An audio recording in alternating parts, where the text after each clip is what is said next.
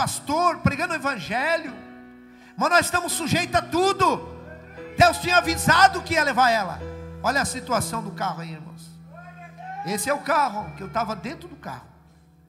E aí, irmãos, eu peguei a minha Bíblia. Foi a pior decisão da minha vida. Foi ali a minha derrota, irmãos.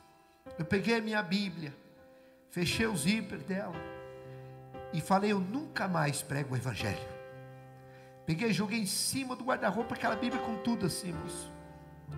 E quando eu joguei a Bíblia em cima do guarda-roupa e falei: nunca mais eu prego o evangelho, porque eu comecei a questionar.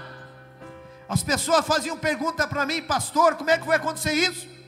Você não era crente? Mas Pedro também era um apóstolo e não foi crucificado. Tiago não era um apóstolo e não foi morto à espada.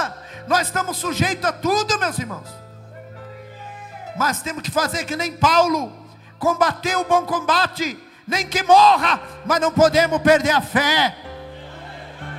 Aquele dia eu perdi a fé em Jesus, e ali eu senti sair de mim o Espírito Santo, e eu fiquei tão vazio, irmãos. Não tinha mais sentido a minha vida.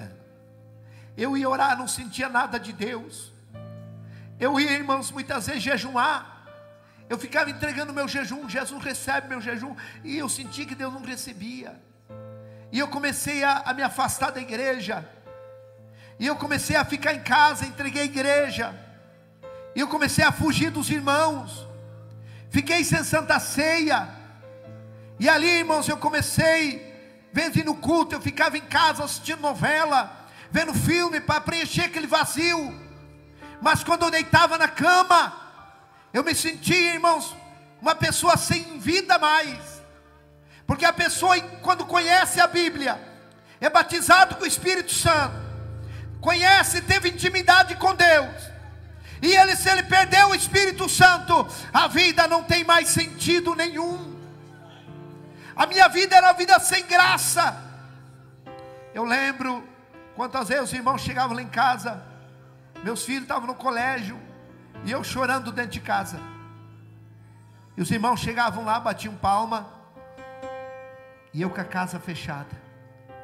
Pastor Valmir, o carro dele está aqui. Eu tinha voltado a trabalhar, irmãos, comprado outro carro. O carro dele está aqui. Ô irmão Valmir, pastor. E eu lá, irmão, não quero ver eles. Porque, irmãos, a pessoa quando está distante de Deus, ele não quer ouvir falar que Jesus vai vir. Ele tem medo de morrer. E eu não queria nem que ninguém falasse: Jesus está às portas para voltar. Eu sabia que eu ia ficar. E depois de 9 meses e 3 dias do primeiro acidente, dia 10 de maio, irmãos, de 2002, nós estávamos tocando uma obra, o pastor lembra, Bingo, Palácio Centro. Ele não me conhecia. Foi esses dias que eu dando entrevista no rádio que o pastor ficou sabendo que era eu, aqui no púlpito, que ele ficou sabendo que era eu, o funcionário que tinha se acidentado. Dia 10 de maio de 2002, eu saindo de casa, Deus falou comigo ainda, irmãos. Por isso que Deus sempre avisa. Essa palavra: quando ouvir a voz do Senhor, não endureça o coração. Irmãos, eu fui até a garagem, eu chorei, porque Deus falou comigo: não vá trabalhar hoje. Eu fui até o carro, voltei até o carro, mas eu tinha 4 funcionários, e nós éramos 2 responsáveis por 52 funcionários. E ali, irmãos, eu falei: eu não posso, eu tenho que ir. E eu peguei meu carro e fui. Quando eu cheguei na obra, tinha um obreiro, que era um funcionário meu, o irmão Rubens. Esse irmão Rubens, ele era crente, dirigente de igreja. E ele veio e me abraçou e disse assim: pastor Valmir, volte para a igreja. Jesus está voltando a ser mortal, pastor. E eu falei ainda para ele: onde é que você vai pregar hoje? Ele falou: eu vou pregar na minha igreja. Ele dirigia uma igreja lá em Contenda. Eu falei: então hoje eu vou lá. Vou lá na tua igreja hoje, pegar o carro, os piá, e vou lá. E vou reconciliar. Ele disse: então vai lá hoje. Mas para ele parar de falar. Eu não ia. Eu só falei aquilo só para ele parar de falar que Jesus ia vir. Irmãos, 11h30 da manhã, Eu subi para ajudar em cima do telhado, para ajudar, irmãos, os carpinteiros a cobrir ali aquele barracão. E ali, irmãos, eu ajudando um servente a levar uma telha. Eu não sei se não foi o diabo, irmãos, que fez aquilo. Ele numa ponta da telha, eu levando na outra, e deu um vento tão forte, que me desequilibrou. Eu estava sem cinto, não tinha cinto para mim, e aí eu desequilibrei em cima daquela tábua, e eu me obriguei a pisar na telha, essas telhas de 6 milímetros, e quando eu pisei na telha, a telha furou, ela quebrou. Quando afundou minha perna, eu gritei: meu Deus, eu vou morrer e eu estou desviado, porque eu sabia aonde eu ia cair. Ou era ferro de ponta, ou era essas pedras de calçamento paralelepípedo, porque ali era um estacionamento. Nós ia fazendo os barracões, ia tirando as pedras e jogando em cima do concreto. E quando afundou minha perna, eu tentei me agarrar, não foi quebrando, e eu vim 8,70 metros a 9 metros de altura. Eu caí, irmãos, de cabeça em cima daquele monte de pedra. Ainda eu levei as minhas mãos. Esse braço, irmão, é tudo platina. Ele ficou mais curto. Olha o tanto que ele é mais curto. Esse aqui também, irmãos, tem pino e platina. O meu joelho esquerdo, eu não tenho patela, é um pedacinho de ferro e pino. Pela medicina eu não podia andar. Eu mexo com a minha perna assim, estrala pino com pino. E eu caí e bati minha cabeça em cima daquelas pedras. Quebrou todo o meu crânio, irmãos. Deu traumatismo craniano. E ali quando eu caí no chão, ainda agonizando, eu tentei reconciliar. Já entrei em coma. E quando eu entrei em coma, que apagou tudo, eu comecei a ver uma neblina branca. Eu já estava morto ali.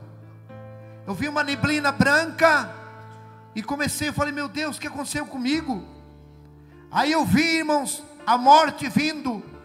Ela é idêntica a essas lesmas que tem na parede do banheiro, só que ela era do tamanho de um caminhão. Ela vinha voando assim, e eu já deduzi a morte. E eu gritei: morte não, eu não posso morrer, eu estou desviado. E ela veio e me engoliu. Quando ela me engoliu, irmão, eu saí do meu corpo. Eu saí do meu corpo, eu já estava só o espírito. E eu fiquei uns 4, 5 metros de altura. E eu vi o meu corpo caído no chão.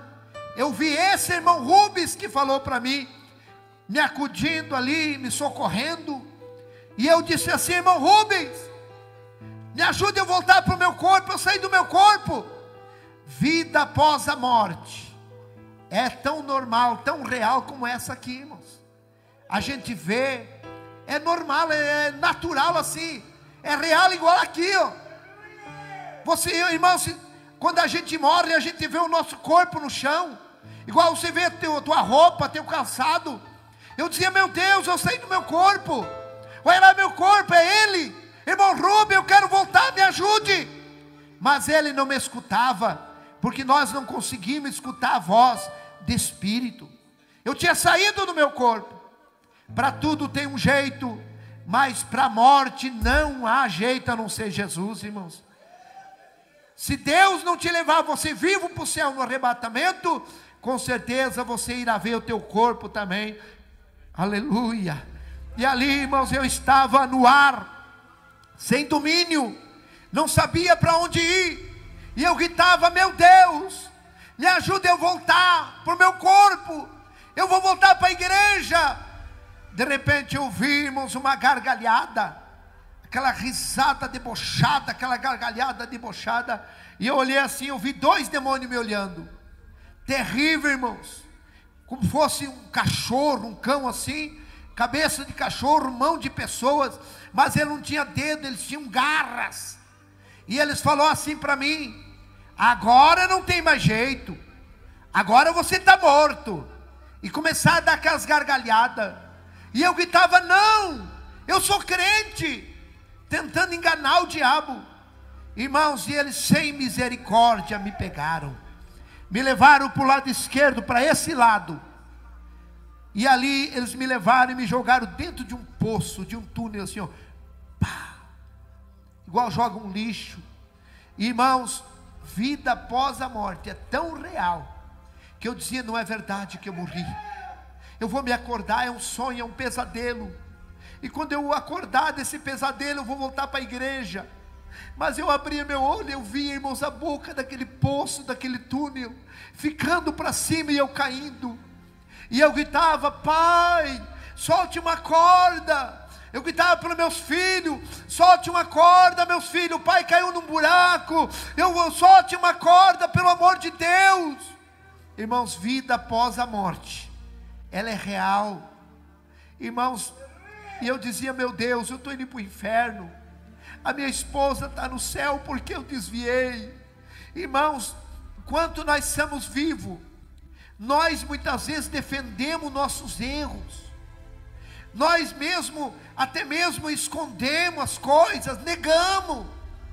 Mas quando a pessoa morre, a gente fala o que está na consciência. E ali eu começava a dizer, falar minhas falhas, porque eu desviei. Porque o desviado do evangelho, irmãos, é a partir do momento que ele decide, não vou mais na igreja, não vou mais tomar ceia, não vou mais pregar o evangelho. É a tua decisão de ontem, é o que você é hoje. E a tua decisão de hoje é o que nós seremos amanhã. Que a tua decisão seja servir a Deus. Que a tua decisão seja não sair fora dos caminhos do Senhor. E ali, irmãos, eu sem mais nenhuma esperança. Porque a coisa mais triste é o desprezo. Você sabe que a coisa mais triste da vida da pessoa é o desprezo. E uma pessoa que morre sem salvação, ele se sente o pior lixo. Melhor nem ter nascido, porque ele grita, ninguém responde. Quantas pessoas que estão lá no abismo, e eles estão gritando, talvez até para o meu nome, para o teu nome, e nós não estamos nem aí. Irmãos, não tem como socorrer uma pessoa que está lá no abismo.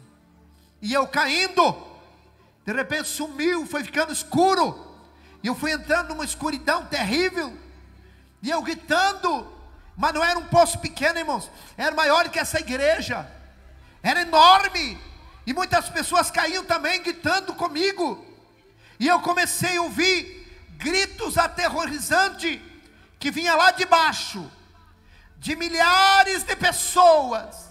Não era grito de ai. Eu já ajudei a cuidar pessoas, irmãos, em fase terminal de câncer, e irmãos, só o gemido das pessoas, você não consegue comer, você não consegue ter paz. Quem já ajudou a cuidar pessoas assim? Você sabe o que eu estou falando. Aquele ai, não tem como você nem comer. Mas lá no inferno não é esse grito, é grito de ânsia aterrorizante. E não é de uma pessoa, é milhares gritando água, socorro. Gritos, irmãos, que se as pessoas que estão paradas, que não estão mais servindo a Deus, pessoas que ainda não aceitaram, se escutasse os gritos das pessoas que estão lá vivas no inferno, com certeza todos eles reconciliavam. E eu fui chegando aonde eles estavam, e eu comecei a sentir um calor terrível. Se você queimar um dedo, você protege o dedo, mas se você entrar em corpo inteiro no fogo, não tem aonde se proteger. E eu entrei, irmãos, dentro daquele fogo terrível. Eu cheguei aonde estavam aquelas pessoas, e quando eu cheguei aonde eles estavam, eu comecei a gritar que nem eles, gritos aterrorizantes. E eu dizia, eu estou no inferno, e daqui nunca mais eu vou sair. E eu gritava por água, socorro, me ajude. Irmãos, tem horas, momentos assim, eu não sei quantas horas eu fiquei no inferno. Lá a pessoa sente sede, sente dor.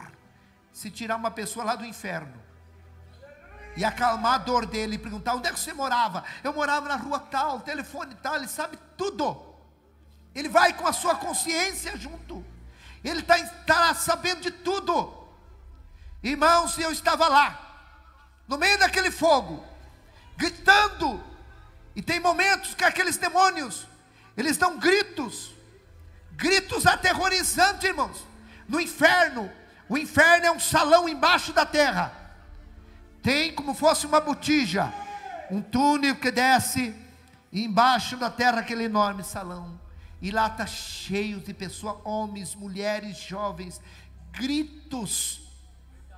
E irmãos, tem horas assim que aqueles demônios dão um grito aterrorizante, e começa como um redemoinho, e o fogo acende mais, e começa aqueles gritos de fogo, irmão, como aquele redemoinho faz um grito terrível. O vento começa e começa grito, aquele povo desesperado gritando, e aumenta a caloria, que não tem suporte, não tem como suportar, e aqueles demônios torturando as pessoas lá. Irmãos, tem coisas que eu não conto, o que aquelas pessoas estão passando lá. Foi uma luta tão grande, irmãos, para mim conseguir contar esse testemunho. A primeira pessoa que eu consegui contar, irmãos, foi meu cabeleireiro, Josemar Piascoski, lá do Pranto São Marcos. Um dia estava chovendo, fui cortar meu cabelo, e foi Deus. E ele começou: pastor, mas você não morreu? E ele começou assim, parecia que ele sabia. E eu comecei a contar para ele. Eu falei: você não conta para ninguém? Não, não conto. Eu falei: porque eu tenho medo de contar. Eu não gosto de contar, eu tenho medo. Porque o meu maior medo, irmãos, é eu voltar para lá. Hoje eu faço a obra de Deus.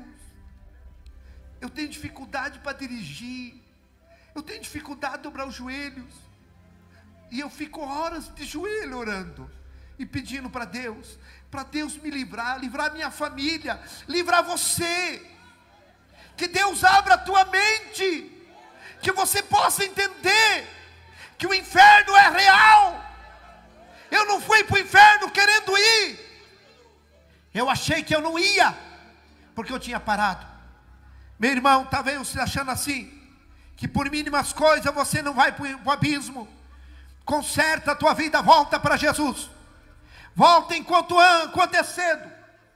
Porque, irmãos, como diz no livro de Tiago, capítulo 4, e versículo 13, um dia de madrugada eu achei esse versículo, e diz assim, ó: eis aí agora você, pode ler lá em Tiago 4,13, que diz: hoje ou amanhã, irei para tal cidade, e ali passarei um ano, negociaremos e teremos muito lucro. E diz assim, ó: e você não sabe que a vossa vida é apenas um vapor, uma neblina, que aparece e logo desaparece. Hoje eu estou aqui vivo, amanhã não sei. Hoje você está ouvindo um testemunho real. O inferno existe, o céu existe. O diabo, ele quer nos enganar. O diabo não quer que ninguém pense que o inferno existe. Ele quer fazer nós esquecer.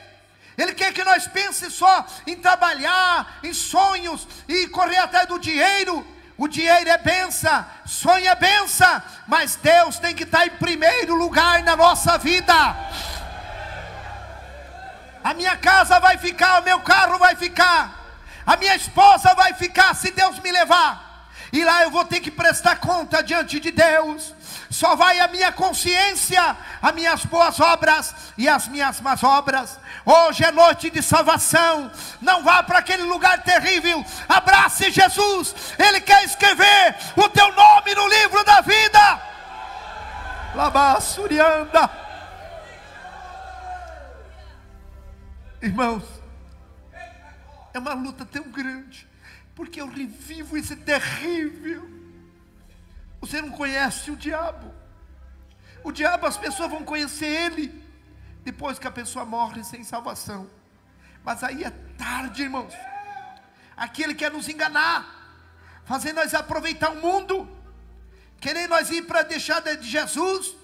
Parece que uma tortura na igreja, difícil obedecer a palavra, a doutrina. Mas eu te digo, vale a pena você perder esse mundo e ganhar a tua salvação. E lá eu estava, irmão, naquele terrível lugar, gritando, gritos aterrorizantes eu gritava. E de repente deu um estalo assim, ó, pá, como um raio. E eu escutei uma voz que gritou: Valmir! E me pegou nesse braço. Poucos segundos me tirou de lá. E quando nós saímos no claro do mundo, eu gritava, eu chorava de dor. E ele falava bem calmo, que eu creio que é o próprio Jesus. Não chore. Eu dizia: Senhor, eu estou tudo queimado. E ele deu um sopro, aliviou. E ele disse: vamos lá na terra, eu vou mostrar o meu caminho para você. Nós viemos, eu conhecia a cidade. Ele me levava assim voando. Irmãos, eu era como um germe na mão dele, muito pequeno. Ele me levava segurando pela mão, voando. 3 vezes eu tentei olhar para ele, ele me virou e me tampou com a sua mão. E ele conversando: olha, aqui é meu caminho. E havia, ouvimos aquele caminho mais estreito que o corredor, estávamos menos 1 metro, reto. E ele era como fosse aterrado, para cá lama e água, para cá lama e água. Do lado direito do trilho, lama e água. Do lado esquerdo, aquela lama com água. Mas o caminho era reto, enxuto, como tivesse aterrado ali. E ele disse: esse é meu caminho, quem for até o fim terá vida eterna. Eu vi um irmão vindo com a Bíblia, e ele passou por nós, angustiado, caminhando rápido, com aquela Bíblia abraçado. E o Senhor falou: está vendo meu filho? Ele está passando grandes lutas, mas ele vai até o fim. Você pode passar luta, você pode ter até decepções, mas não desista. Jesus acredita que você vai ir até o fim. Vi uma irmã com um bebezinho nos braços e puxando um menininho, ela chorando. Eu creio que é essas irmãs que levam a cruz sozinha, os filhos, vamos para a igreja, ninguém vai, mas ela vai com os filhos. E vinha aquela irmã também, passou e foi, chorando. A mesma coisa o Senhor falou: a minha filha está passando grandes aflições, mas ela vai até o fim. Ela não viu nós via ela. E ali vinha 2 jovens, um vinha falando mal, irmãos, do caminho de Jesus. Ah, isso aqui é ilusão. Ah, eu não quero ficar mais aqui. Ah, nós estamos perdendo de aproveitar a vida. E tinha um que escutava, irmãos, caminhando assim de costa, escutando, bem assim ele caminhava, escutando. E o outro falando. E esse que estava escutando falou assim, ó: ah, eu vou sair do caminho, eu não vou ficar mais aqui. E ele decidiu, saiu naquela lama andando, e começou a ficar como fosse embriagado, como fosse um epilético, assim, uma epilepsia. E ele caiu. Quando ele caiu, ele ficou dormindo. Aí o outro começou a gritar: fulano, fulano, o que você está fazendo aí? Sai daí. Aí ele olhou para cá, olhou para lá: ah, eu também vou lá com ele. E a mesma coisa, também caiu dormindo naquele barro. Aí o Senhor Jesus disse: olhe, são as pessoas que saíram do meu caminho. Um mar de gente deitada naquela lama, pessoas dormindo. Eu vi um pastor com a Bíblia grande, deitado de terno azul marinho, dá para ver assim, ó, deitado na lama, ele dormindo. Eu falei: olha ali, esse aqui é um pastor. Jesus falou: sim, esse aqui é um pastor. Mas falei: ele está dormindo aqui na lama. Aí Jesus falou, irado: esse aqui, para ele nada mais é pecado. A consciência dele cauterizou. Está ele e seus seguidores aqui na lama dormindo. Sem santidade ninguém verá o. Tem muitos pastores que abrem as portas, nada mais é pecado, tudo pode, para segurar o povo na igreja. Cuidado, meu irmão, tem muitos pastores dormindo na lama. Não vai para a lama não, fica com Jesus. Fica com Jesus. Do lado direito estavam todos eles dormindo, e eu entendi uma coisa. E do lado esquerdo estavam eles conscientes, acordados, mas na lama. Existem 2 tipos de pessoas na igreja, irmão: fracassado, desviado. Tem um que sai da igreja e fica bom para ele, e tem outro que ele quer voltar e não consegue. Do lado esquerdo tinha um moço, assim de 4 pés, como diz, com as mãos pichadas para frente, naquela lama. E ele gritava: eu quero voltar 50 centímetros, para voltar, irmãos, do caminho. E ele dizia: eu quero voltar, mas não tinha força, as mãos travadas. Aí Jesus falou: esse aqui quer voltar, mas ele não quer se desprender. Quantas pessoas querem voltar para os caminhos, mas não quer se desprender do mundo? Quer voltar, grita, tem vontade, mas não quer se desprender. Se desprenda, meu irmão, aleluia. Ele fazia força com as pernas, mas as mãos segurava. Que nada segure você de voltar para Jesus hoje, decidido. Tinha mais à frente um casal. Posso contar, irmão? Tem parte que é pesado. Posso contar? Quem concorda? Tem coisas, irmãos, que eu não posso nem contar, mas eu vou contar aqui.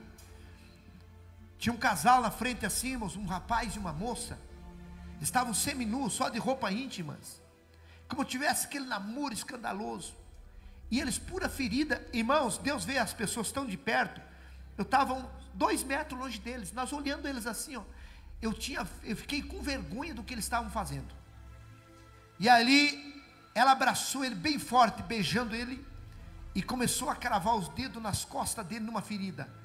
E ele empurrou ela assim, e ela tirou um pedaço de carne dele. E ele falou: vamos parar, eu não quero mais, chega. E ela, fingindo de chorar, dizia: eu não vivo sem você, eu amo você. E ela reconquistou ele, abraçou ele assim, deu um sorriso, e começou a comer aquela carne dele. Eu falei: meu Deus, olha o que essa moça está fazendo.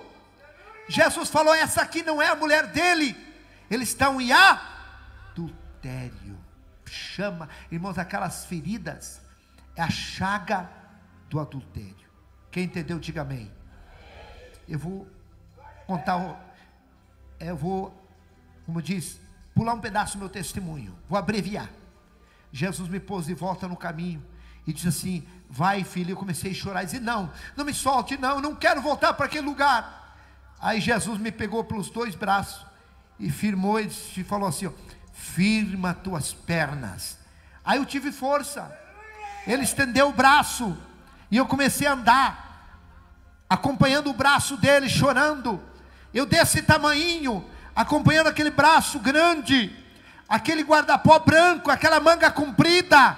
E eu tenho certeza, irmãos, que até hoje, se eu estou em pé andando, porque é a mão de Deus que tem me segurado. Quando eu vi, estava dentro da UTI, olhando onde estava meu corpo, e eu vi meu corpo, e eu, como uma sombra, voltei para o meu corpo. Mas, irmãos, quando eu voltei, irmãos, o dia que eles vim tirar os aparelhos e me sepultar, doutor Marcos, se ele for vivo, que Deus abençoe ele, pegou uma seringa e começou a furar meu pé. E eu mexi o pé. Ele disse: não, o rapaz está sentindo dor, ele não está morto não, ele está consciente. Foi o dia que voltei para o meu corpo. Irmãos, no outro dia eu saí de coma. Aí eles chamaram minha família, meu pai, disseram: olha, ele está consciente, ele saiu de coma, mas ele tem 3 coágulos, lado esquerdo paralisado, crânio quebrado, vai ter que fazer uma cirurgia muito perigosa. O senhor tem que assinar, autorizando, dificilmente ele escapar. O cirurgião chamou meu pai, lá no hospital, irmãos, evangélico, chamou meu pai de um lado e disse assim: não deixe operar teu filho, ele vai ser um conhecimento do corpo humano para os universitários, ele não tem chance. Meu pai falou: doutor, o que eu faço? Vai para casa, pede um tempo e volta daqui uns 15 dias, talvez ele esteja até respirando sozinho. Assine um termo e leve ele para casa, leve alguém orar por ele. Se ele morrer, vai morrer junto com os filhos. Dali 12 dias meu pai voltou lá, irmãos. Eu já estava respirando sozinho, mas eu não sentia nada do meu corpo. Eu não sentia a minha língua, eu não sentia o lado esquerdo. Parecia que eu tinha me cerrado, eu não sentia nada. Meu pai assinou um termo, levou para casa. No 5º dia, irmãos, que eu estava em casa, morrendo novamente, eles batiam no liquidificador, ali o alimento, abria minha boca com um cabo de colher, engole, pai, engole. Eu não conseguia, eu não sentia comida na minha boca. Eu estava, irmãos, eu chorava de fome e sede. Eu começava a gritar. Eles iam lá, irmãos, diziam: pai, o senhor está com fome? Fique quieto. Eu continuava gritando. Pai, o senhor quer ir no banheiro? Fique quieto, pare de gritar. Eu continuava gritando. O senhor está com dor? Continue gritando. Eu continuava. Eles me davam 80, 70 gotas de pirona e eu desmaiava. No 5º dia, irmãos, eu estava morrendo, entrando dentro de um freezer gerado. Já estava até aqui. E eu gritei muito fraco. Meus filhos não escutaram. E de repente eu vi os passos de uma pessoa que entrou no meu quarto. Entrou aquela luz forte. Foi o próprio Jesus que veio de novo me dar vida. E quando ele veio a par da minha cama, eu entendi, é Jesus que está aqui. E eu falei: Senhor, se o Senhor me der vida, eu vou levar a tua palavra onde o Senhor me mandar. E ele me deu um sopro. E eu comecei a sentir a minha língua, sentir meu corpo. E eu comecei a gritar. Meu pai veio lá. E aí eles trouxeram o alimento batido no liquidificador e eu consegui engolir. Irmãos, dali 17 dias, eu comecei a andar sem muleta, para a glória de Deus. Estou aqui vivo, falando que Jesus vivo. Jesus está vivo, igreja. Ele cura. Não existe nada difícil para Deus. Que Deus te abençoe. Hoje Deus restaurou minha vida. Deus me deu uma outra esposa abençoada, está aqui. Depois de 3 anos de viúvo, me casei. Deus me deu um Misael. Irmãos, a maioria da minha família não vem. Pai, o senhor vai contar o testemunho? Vou. Então não vou, pai. Então ficar em casa, eu não gosto de ouvir, pai. Porque eles sabem, eles me acompanharam. Aleluia. Daí minha esposa veio para me ajudar. É tão difícil. Meu irmão, em nome de Jesus Cristo, você que está parado, volte. Talvez, irmãos, eu saí para trabalhar 11h30 da manhã, eu estava morto. Talvez seja o último culto teu. Talvez seja o último testemunho que Deus não deixou você morrer, para você ouvir e saber que o inferno existe, e que Jesus quer te salvar, que Jesus quer te perdoar. Talvez o diabo tenha falado que você não tem perdão. É o diabo que fala na mente, porque na nossa mente é um campo de guerra. Aqui dentro ele trabalha, ele luta, mas também Deus trabalha e Deus luta. O diabo luta com a incredulidade, e Deus luta para nós crer, porque tudo é possível aquele que nele crê. Eu quero orar para Jesus curar. Aqui tem uma pessoa que tem um câncer no estômago, e Jesus vai te curar hoje. Aqui tem uma pessoa que tem um tumor no rim, e eu vou orar e Jesus vai te curar. Aqui tem a irmã, inclusive a irmã Lúcia, lá do Venzópolis, está aqui, ó. Ela está aí. Fica em pé aí, irmã Lúcia. Cadê a irmã Lúcia? Está lá, ó. Ela é testemunha. Esse dia foi uma mulher, quinta-feira à tarde, com 16 nódulos no seio. E Jesus curou ela, chegou em casa, ela não tinha mais nenhum, para a glória de Deus. E esse mesmo Jesus curou aquela irmã católica. Ele vai te curar hoje. Ele vai alcançar o teu filho. Eu quero fazer uma oração para Deus libertar o teu filho. Eu quero fazer uma oração para Deus restaurar teu casamento. Deus tirou os traumas. Eu tinha trauma, medo de dirigir. Eu tinha medo de casar e perder. Eu tinha medo de ter filho e ficar órfão. Deus tirou todos os traumas. Deus restaurou a minha vida. Meu irmão, se inscreva em nosso canal. Deus te abençoe.